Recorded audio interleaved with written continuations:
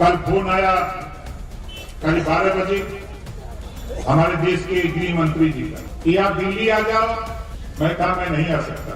उन्होंने कहा कि यार आप बहुत जिद्दी हो। हमने कहा जिद्दी नहीं, हम खाली नहीं है। हमारा 3 तारीख को बढ़िया कार्यक्रम है, 4 को आ सकते हैं। उन्होंने कहा कि कुछ फैसले लेने हैं, आप आ जाओ। मैंने भी कहा कि चलो, आपके पास अगर हेलीकॉप्टर है तो हमारे पास भी 4 चक्का गाड़ी है।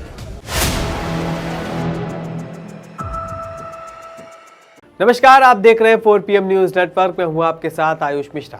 यूपी की सियासत में ओपी राजभर एक ऐसे नेता हैं जो अपने बयानों को लेकर अक्सर सुर्खियों में बने रहते हैं। और अब जब लोकसभा चुनाव नजदीक आ रहे हैं तो मंत्री बनने का सपना लेकर एनडीए में शामिल हुए ओपी राजभर अभी तक योगी सरकार में मंत्री तो नहीं बन पाए हैं, लेकिन लोकसभा चुनाव से पहले सुभाषपा प्रमुख राजभर अपने तेवर जरूर दिखाने लग गए हैं। दरअसल यूपी में लोकसभा चुनाव के लिए भाजपा ने शनिवार को अपने 51 उम्मीदवारों का ऐलान कर दिया था, जिसके बाद एनडीए गठबंधन के सहयोगी सुभाषपा ने सलेमपुर लोकसभा सीट से भाजपा प्रत्याशी का विरोध का ऐलान कर दिया है। इसी के साथ ओपी राजभर ने खुले मन से सलेमपुर लोकसभा सीट से भाजपा से 2 बार सांसद रहे और तीसरी बार उम्मीदवार रविंद्र कुशवाहा पर जमकर निशाना साधा है। उन्होंने कहा है कि रविंद्र कुशवाहा 10 साल से सांसद है, लेकिन आज तक किसी गरीब का 5,000 रुपए का भी इलाज नहीं करवा पाए हैं। वहीं राजभर ने कहा कि कुशवाहा को सत्ता में रहकर भी कुछ करने की हिम्मत नहीं है। वहीं राजेश दयाल बिना सत्ता के लाखों गरीब लोगों का इलाज करा चुके हैं। यही नहीं, ओपी राजभर ने गृह मंत्री अमित शाह से मुलाकात को लेकर भी बड़ा बयान दे डाला है। मैं तो 4 बजे भोर का चला, अब दिल्ली से चला। सोचा था बनारस आ जाऊंगा, जल्दी यहाँ पहुंच जाऊंगा, लेकिन जिस जहाज में टिकट कराने की कोशिश की वो जहाज फुल हो गई। हमने कहा कि चलो फुल होने दो, लखनऊ वाली खाली मिलेगी। तो लखनऊ वाली खाली मिल गई। हम लोग लखनऊ आए। लखनऊ आने के बाद अब वहां से यहाँ की दूरी सोच लो, 1 मिनट भी लखनऊ नहीं रुका और सीधे गाड़ी से हम लोग आकर के रसड़ा रुके। और रसड़ा हमारे साथी लोग जलपान किए। वहां से आया बढ़िया एक कार्यक्रम, मेडिकल, हमारे डॉक्टर साहब एक हॉस्पिटल खोल रहे थे, डॉक्टर संजय सिंह जी। उनके हॉस्पिटल का उद्घाटन करते हुए आपके बीच में आया।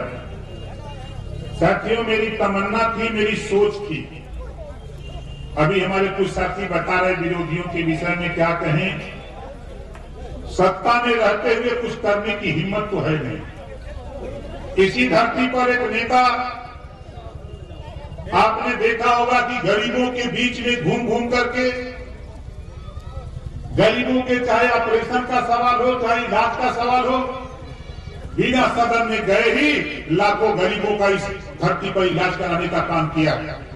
बोलो कराया कि नहीं कराया? उसका नाम राजेश सिंह दयाल है कि नहीं? बोलो कराया कि नहीं कराया? बिना सत्ता में गए वो व्यक्ति की मंशा थी कि ओम प्रकाश राजभर के साथ कंधे से कंधा मिलाकर जो ये गरीबों की लड़ाई लड़ता है, हम सत्ता से जो होगा वो होगा, बिना सत्ता के भी हम अपनी ताकत इन गरीबों के बीच में इनके कल्याण के लिए लगाने का काम करूंगा। हम लोगों ने बड़ी कोशिश की। कल फोन आया कल 12 बजे हमारे देश के गृह मंत्री जी का कि आप दिल्ली आ जाओ। मैं कहा मैं नहीं आ सकता। उन्होंने कहा कि यार आप बहुत जिद्दी हो। हमने कहा जिद्दी नहीं, हम खाली नहीं है। हमारा 3 तारीख को बढ़िया कार्यक्रम है, 4 को आ सकते हैं। उन्होंने कहा कि कुछ फैसले लेने हैं, आप आ जाओ। मैंने भी कहा कि चलो, आपके पास अगर हेलीकॉप्टर है तो हमारे पास भी 4 चक्का गाड़ी है, हम जवाब देंगे आपका। और मन बना करके मैं और अरविंद राजभर निकले, बनारस गए। 5 बजे फिर हम लोग पहुंचे, दिल्ली गए।